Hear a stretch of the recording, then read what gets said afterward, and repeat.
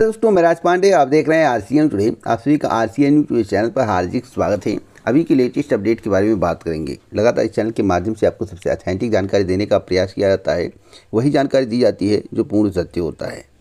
जैसा कि आप लोगों को मालूम होगा कि आज के समाचार पत्र में पीसीएस परीक्षा के संबंध में जानकारी दी गई है और बताया गया है कि अब की बार उत्तर प्रदेश लोक सेवा आयोग जो है रिकॉर्ड नहीं बना पाएगा। आप लोगों ने हेडिंग पढ़ा होगा, अंदर की बातें आपको जानकारी होंगी, क्या हो रहा है क्या नहीं हो रहा है। यूपी पीसीएस 2024 प्रीलिम्स को लेकर मैं आपको बता दूं कि आरओ की परीक्षा तिथि ना घोषित होना, उसकी जांच की प्रक्रिया चलना और आयोग के द्वारा अभी तक नई व्यवस्था न कर पाना यूपी पीसीएस 2024 प्रीलिम्स की परीक्षा की देरी का कारण है।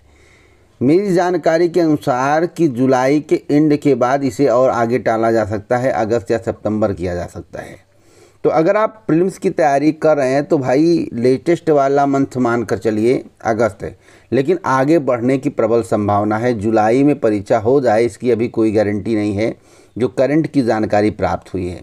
इसलिए जितने भी प्रीलिम्स की तैयारी करने वाले कैंडिडेट हैं, यूपी पीसीएस 2024 प्रीलिम्स की तैयारी कर रहे हैं, दुखी ना हो। तैयारी करने का आपको अवसर ईश्वर दे रहे हैं, खुदा गाड जो आप भी समझते हो, आपको भगवान एक अवसर दे रहा है, वह खुदा आपको अवसर दे रहा है जिससे आपकी तैयारी बहुत बेहतर हो जाए।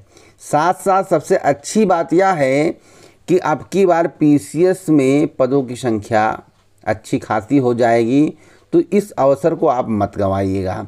एक बड़ी अपडेट मैं आपको और देना चाहता हूँ, यूपी SSSC की पीईटी परीक्षा हो जाएगी कैंसिल। कब होगी, कैसे होगी, आइए जान लेते हैं। वीडियो को ज़रूर शेयर करिएगा, बहुत ही ऑथेंटिक जानकारी दे रहा हूँ। वीडियो पसंद आए तो चैनल को सब्सक्राइब ज़रूर करिएगा। यूपी SSSC पेट परीक्षा को लेकर सभी के जहन में एक सवाल रहता है कि पेट से लाभ कितना, तो पेट से कोई लाभ नहीं है। पारदर्शिता कितना, तो पारदर्शिता आपको लेखपाल भर्ती इत्यादि के मामले में पता चल गया होगा। डायरेक्ट भर्ती आती थी तो क्या उतने समय में पूरी हो जाती थी? ज़रूर, डायरेक्ट भर्ती आती थी तब भी इतना समय नहीं लगता था जितना पेट परीक्षा कराने के बाद मुख्य परीक्षा और परिणाम घोषित होने ज्वाइनिंग तक लग रहा है। इसलिए पेट परीक्षा नहीं होना चाहिए, ऐसा कई अभ्यर्थियों का कहना है। अब पेट परीक्षा को अगर कैंसिल करवाया जाए तो कैसे होगा?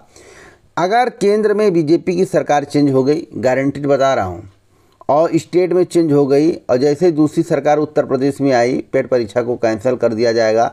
यह मुझे जानकारी है, मेरी करंट की जानकारी कहती है। तो क्या आप चाहते हो कि पेट की परीक्षा कैंसिल हो जाए? कमेंट बॉक्स में बताओ।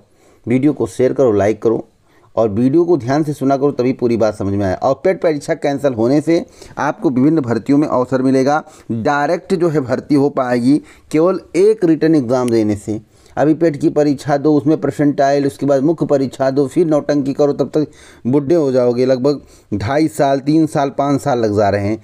इसलिए अब ज़रूरी है पेट परीक्षा कैंसिल हो जाए और सीधे प्रीलिम्स के आधार पर मेरिट बनाया जाए और नौकरी दी जाए, यह सबसे बेहतर रहेगा। अब यूपी टेट की बात कर लेते हैं। यूपी टेट का नोटिफिकेशन कब आएगा? तो इस साल के एंड या फिर नए साल के शुरुआती 2 महीनों में आ सकता है। उससे पहले यूपी टेट का नोटिफिकेशन आने की कोई संभावना नहीं है। यह मेरी जानकारी है, आप देखिएगा कि मेरी जानकारी कितनी सही है। अभी तो करंट में ऐसा कुछ नहीं लग रहा है कि यूपी टेट का नोटिफिकेशन आने वाला है। अगर आने वाला होगा आगे तो मैं आपको ज़रूर बताऊँगा, लेकिन करंट की जानकारी के अनुसार इस साल के एंड के पहले आने की कोई संभावना नहीं है। परीक्षा जो है नए साल पर आयोजित की जाएगी। एक बड़ी अपडेट मैं आपको और देना चाहता हूँ। कई राज्यों में वोटिंग परसेंटेज में बड़ा खुलासा हुआ है और माना जा रहा है कि घपला हो जाएगा। अब घपला हो गया है या हो जाएगा इसकी मैं पुष्टि नहीं करता हूं। इसको लेकर सुप्रीम कोर्ट में मामला जो है एडीआर पहुंचा चुका है। एडीआर की सुनवाई 24 तारीख को होने वाली है। 24 मई को इलेक्शन कमीशन के द्वारा सुप्रीम कोर्ट में जवाब लगाया जाएगा। आखिरकार एक एक लोकसभा सीट पर 28 हज़ार वोट कैसे बढ़ गए हैं? डाटा इतना लेट जारी क्यों किया जा रहा है? वोट परसेंटेज में इतना अंतर क्यों आ रहा है? आप लोग कमेंट बॉक्स में बताइए कि वोट परसेंटेज में इतना अंतर किस आधार पर आ रहा है, कैसे आ गया? आंध्र प्रदेश इत्यादि राज्यों की मैं डाटा दिखा दूं आपको, तो आप देखकर और सुनकर हैरान रह जाएंगे। जैसा कि आप अपनी स्क्रीन पर देख रहे हैं, आंध्र प्रदेश में जो है 17 लाख से ज़्यादा वोट बढ़ चुके हैं। महाराष्ट्र में जो है 16 लाख से ज़्यादा वोट बढ़ चुके हैं। तो जो मतदान की रात वाला डाटा था 4,13,000, वह बढ़कर 4,29,000 फाइनल डाटा कैसे हो गया, यह बात समझ में नहीं आया। माफ़ी चाहता हूँ, माफ़ी चाहता हूँ। हाँ, आंध्र प्रदेश में 316.2 लाख मतदान की रात का जो है डाटा था, वह 333.4 लाख कैसे हो गया, यानी कि 17.2 लाख वोट कैसे बढ़ गया। इसी प्रकार से बढ़े हैं सभी राज्यों में। आप राज्य के नाम बता देना चाहता हूँ। आंध्र प्रदेश, महाराष्ट्र, केरल, असम, पश्चिम बंगाल, कर्नाटक, गुजरात, बिहार, MP, तमिलनाडु, राजस्थान, तेलंगाना, उत्तर प्रदेश, छत्तीसगढ़, उत्तराखंड, मणिपुर, उड़ीसा, यानी कि 1,07,00,000 वोट बढ़ चुके हैं। अब यह मामला सुप्रीम कोर्ट में है और इस पर जो है न्याय के देवता, मैं बोलता हूँ DY चंद्रचूड़ जी को, न्याय के देवता, उन्होंने कहा है कि अगर मुझे सुनवाई करनी पड़ी तो रात भर जग के सुनवाई कर लेंगे। बहुत अच्छे जज हैं, मानना पड़ेगा कि मैं सुप्रीम कोर्ट को, और सभी लोग अपील कर रहे हैं सुप्रीम कोर्ट से कि पारदर्शिता से चुनाव हो जाए और सुप्रीम कोर्ट इसमें कोई हस्तक्षेप कर दे जिससे पारदर्शी तरीके से चुनाव हो जाए। आपको क्या लगता है कि ये जो वोट बढ़े कैसे बढ़े, इसके आंकड़े क्यों इतने ज़्यादा बढ़ गए? 17 लाख वोट कैसे हो गए? 28 हज़ार वोट का अगर हेर फेर एक लोकसभा में हो जाए तो हार जीत का मुआयना क्या हो जाएगा आपको मालूम होगा। तो मुझे कुछ बताने की आवश्यकता नहीं है, बाकी आप लोग समझदार हैं। एक बड़ी बात आपको और बताना चाहता हूं, दलित वोट को लेकर। उत्तर प्रदेश में दलित वोट किसके साथ है, जैसा कि आपको मालूम होगा और अखिलेश यादव का स्टेटमेंट सुनते होंगे, राहुल गांधी का स्टेटमेंट सुनते होंगे, PM मोदी का भी स्टेटमेंट सुनते होंगे, यानी कि समाजवादी पार्टी, कांग्रेस इत्यादि का स्टेटमेंट सुनते होंगे। देखिए, समाजवादी पार्टी के द्वारा कहा जा रहा है कि 400 आया तो संविधान बदल दिया जाएगा। कई BJP नेता के द्वारा भी बयान दिया गया कि अगर 400 आया तो संविधान में बदल देंगे। अब संविधान बदल देंगे तो दलित का क्या होगा? भाई, अंबेडकर जी का बनाया हुआ अगर कोई चीज़ आप बदल देंगे तो क्या होगा? अंबेडकर जी का दलितों के लिए बहुत बड़ा योगदान है, अगर उन्हीं के अस्तित्व को मिटा दिया जाएगा तो क्या होगा?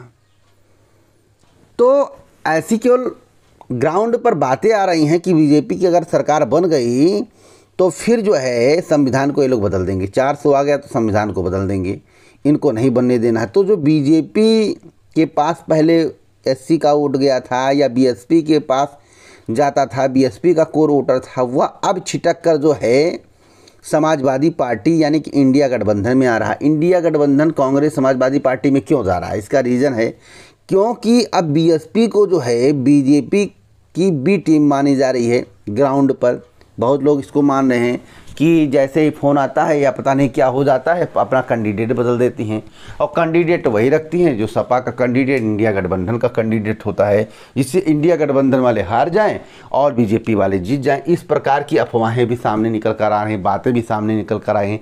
अब अफवाह या सच्चाई आप लोग कमेंट बॉक्स में बताइए। क्या BSP के द्वारा किसी के कहने पर कैंडिडेट बदला जाता है? आप लोग कमेंट बॉक्स में बताएं, यह बात सत्य है या अफवाह उड़ाई जा रही है? क्या आपको लगता है कि बार दलित वोट जो है इंडिया गठबंधन को वोट कर रहा है? कमेंट बॉक्स में बताएं।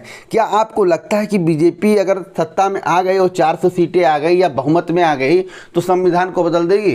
कमेंट बॉक्स में बताएं, क्योंकि आपकी राय हमारे लिए अति महत्वपूर्ण है। और इस वीडियो को शेयर करना मत भूलिएगा। पूरा वीडियो